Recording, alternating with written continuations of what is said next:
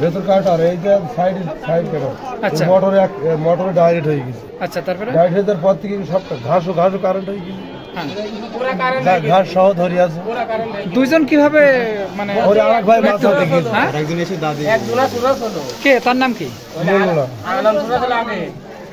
আলম ভাই দেখেন আগে চোরা ছিল। আচ্ছা তারপরে আলম ভাই চোরাতে দেখে আমার বড়টা মোংলা ভাই দেখতে পড়ে গেছে। হ্যাঁ এবারে ও কি করেছে ওই বোটিং এ তার কাটতে গিয়েছে মেনটা। হ্যাঁ এবারে কাটতে গিয়ে ওনারা ফটকে হয়ে গেছে। ভাই ঘাস এখানে এবং মেশিন ঘর ডাইরেক্ট হয়ে গেছে। এগুলো বাঁচানোর কোনো রাস্তা নেই। তো এই যে চারি পড়ে গেছে। আচ্ছা নাম কি ওদের দুই ভাইয়ের? একটা নাম আলম ছোটটার নাম আলম আর বড়টার নাম মোংলা।